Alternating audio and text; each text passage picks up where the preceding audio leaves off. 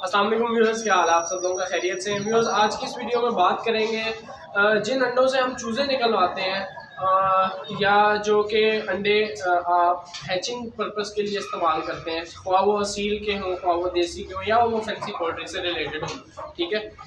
उनकी आपने मैनेजमेंट किस तरीके से करनी है। आपने उनको जब आपने पेयर लगाना है तो आपने उनकी लिए उस पेयर के लिए नेस्टिंग किस तरीके से करनी है कि आपका अंडा जो है वो साफ़ सुथरा रहे। उसके बाद आपने जब उस अंडे को इंक्यूबेटर में शिफ्ट करना है तो उसका वेट कितना होना चाहिए, आपने अंडे को स्टोर कितने टेम्परेचर पर करना है।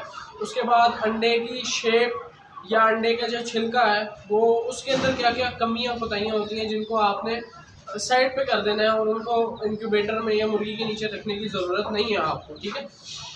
बाद में वो फिर प्रॉब्लम बनते हैं। उसकी मिसाल मैं ऐसे दूंगा कि अगर आपका एक अंडा है जो कि छिलका जिसका कमज़ोर है या जो कि हल्का फुल्का तिड़क गया है, क्रैक हो गया और आप उसको मुर्गी के नीचे रख देते हैं तो होगा क्या कि वो अंडा मुर्गी के नीचे जाने के बाद मज़ीद टूट जाएगा और साथ ही साथ दूसरे अंडों को भी जो है वो बदबूदार और ख़राब करेगा। तो इस किस्म की प्रॉब्लम्स जो सी हम ड्यूरिंग एग स्टोरेज या एग्स जब हम इंक्यूबेटर या मुर्गी के नीचे ट्रांसफ़र कर रहे होते हैं फॉर हैचिंग, तो जो प्रॉब्लम्स क्रिएट होती हैं और जिनकी अक्सर औकात वजह भी हम खुद ही होते हैं, तो उनको किस तरीके से रद्द करना है, इसी के ऊपर मुकम्मल आज की वीडियो होगी मुकम्मल, और सारी की सारी इंफॉर्मेशन जो है वो भी इसी से रिलेटेड होगी। तो सबसे पहले बात कर लेते हैं कि आपने जब पेयर लगाया है, ठीक है, तो आपने उसकी नेस्टिंग किस तरीके से करनी है।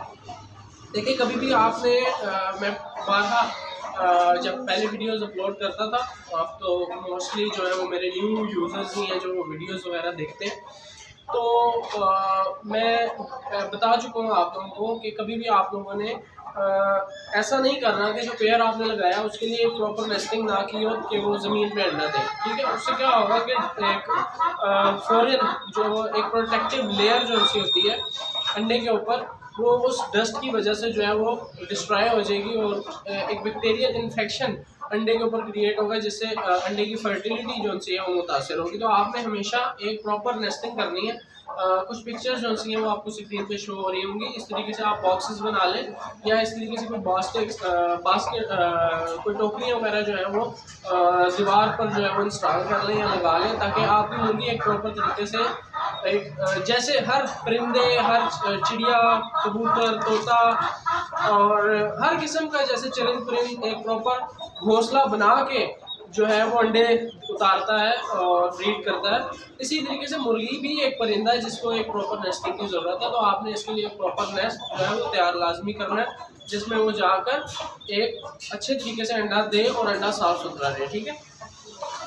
बाद में कई किस्म के मसाइल इसी वजह से क्रिएट होती हैं। अक्सर लोगों की मुर्गियाँ कुरुक नहीं होती हैं और उसकी वजूहत भी यही होती है क्योंकि आपने एक प्रॉपर नेस्टिंग उनको नहीं दी होती, ठीक है। अब बात करेंगे कि आपने अंडा जो है स्टोर किस टेम्परेचर पे करना है, कितने दिन तक जो है वो अंडा जो है वो आप स्टोर कर सकते हैं। देखिए, एग स्टोरेज का जो प्रोसेस है वो डे 1 से स्टार्ट हो जाता है। आपने अंडे को कलेक्ट कब करना है, ख़ासतौर पर गर्मियों के सीज़न में आपने कोशिश करनी है। देखिए, 37.8 फ़ारेनहाइट के ऊपर जो है वो अंडे की जो है वो हैचिंग होती है, ठीक है। अंडे की जो मतलब रिक्वायर्ड टेम्परेचर है फॉर हैचिंग, ठीक है, 37.8। और आप सारों को पता है कि गर्मियों में तो टेम्परेचर जो है वो वैसे ही जो है वो हमारा 40, 41, 42 डिग्री हो जाता है। तो इसका मतलब है कि बड़े बड़े बच्चा बनना स्टार्ट हो गया या अबव द टेम्परेचर चला गया, ठीक है, 37.8 से अबव चला गया तो वैसे ही अंडा ख़राब हो गया। तो आपने अंडे को कलेक्ट करने लग जाना है दिन में 1, 2, 3 दफ़ा अगर आपके पास ज़्यादा बर्ड्स हैं, और अगर 1-2 पेयर है तो आपको पता होना चाहिए कि आपकी मुर्गी ने किस टाइम अंडा दिया और आप उसको फौरी तौर पर वहाँ से उठा के उस जगह पे ट्रांसफ़र करें जहाँ पे टेम्परेचर बिलो 20 सेल्सियस हो, ठीक है। तो आपने उस अंडे को उस जगह पे ट्रांसफ़र कर देना। साथ ही साथ इस बात का खास ख्याल रखना है कि गर्मियों में जिन दिनों ह्यूमिडिटी परसेंटेज 10 डिग्री से बिलो चल जाती है, 20% से बिलो हो जाती है, तो आपने उस अंडे को इस जगह पर स्टोर करना है जहाँ पे आपकी हवा में नमी जो है ज़्यादा हो। मिसाल के तौर पे आप किसी मिट्टी के बर्तन में उस अंडे को रख सकते हैं और उसके ऊपर जो है वो कोई गीला कपड़ा जो सा लपेट सकते हैं, ठीक है। क्यों ये छोटी छोटी चीज़ें होती हैं जो कि आपको आपकी जो सी है ना वो हैचिंग को मुतासिर करती हैं। अब तो बात आ गई कि आपने अंडा स्टोर कितने दिन तक कर सकते हैं। ठीक है, आप गर्मियों में ज़्यादा से ज़्यादा कोशिश करें कि एक हफ्ते के अंदर अंदर 20 डिग्री से अगर आपने कम दर्जा हरारत पर जो है वो अंडों को स्टोर किया तो फिर भी कोशिश करें कि एक हफ्ते के अंदर अंदर आप जो है वो अंडों को मुर्गी के नीचे या इंक्यूबेटर में ट्रांसफ़र कर दें। इसके बावजूद अगर आपने सर्दियाँ चल रही हैं, ठीक है, तो सर्दियों में भी आप कोशिश करें कि 10 दिन तक जो है वो आप अंडा लाजमंद मुर्गी या इंक्यूबेटर में ट्रांसफ़र कर दें, क्योंकि आफ्टर 7 डेज़ जो है वो फर्टिलिटी जो है वो डिक्रीज़ होने लग जाती है, 100 से नीचे गिरने लग जाती है, 90, 80, 70, ठीक है, जो कि टिल 20 डेज़ तक 20 दिनों तक जो है वो सिफर पे आ जाती है। 20 दिनों बाद शाज़ो नाज़री कोई अंडे होते हैं जो वो फर्टाइल रहते हैं, उसके बाद फर्टिलिटी ख़त्म हो जाती है। ठीक है, अब आ जाती है बात के टूटे तिड़के अंडों के ऊपर। देखें, टूटे और तिड़के अंडे जो से लगाने का बिल्कुल कोई फ़ायदा नहीं है। जिन अंडों का कच्चा छिलका है उनका लगाने का फ़ायदा नहीं, जिन अंडों का वेट कम है 50 ग्राम से कम है उनको भी लगाने का फ़ायदा नहीं है, कोई फ़ायदा नहीं है। आप उसको मुर्गी के नीचे रखें, इंक्यूबेटर में रखें, उनसे अंडा चूज़ा इतना कमज़ोर और वीक निकलेगा ना, तो वो निकलने के बाद ज़्यादा दिन तक सर्वाइव करेगा। अगर सर्वाइव करेगा तो वो चीज़ नहीं बनेगा जो उसके पेरेंट्स हैं। ठीक है,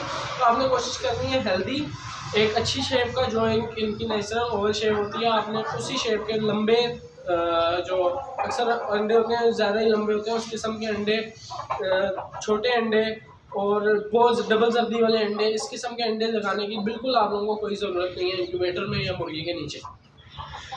अपना ही मतलब है, आपने अपना टाइम भी ज़ाया करना है। उसके बाद अगर चूज़ा निकल आया तो ज़हनी मरीज़ भी बनना है जब वो एक्सपायर हो जाएगा, तो इस किस्म की मतलब एक्टिविटी करने की ज़रूरत नहीं है आप।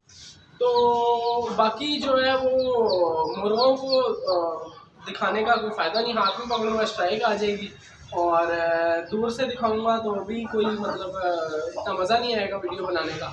तो उसका कोई और तरीका वगैरह आप देख रहे हैं, सोच रहे हैं या इंतज़ार कर रहे हैं कि यूट्यूब जो है वो कब अपनी पॉलिसीज़ में थोड़ी बहुत नरमी लेके आएगा, उसके बाद मुर्गे वगैरह शो करवाया करेंगे आप लोगों को। और बाकी जो है वो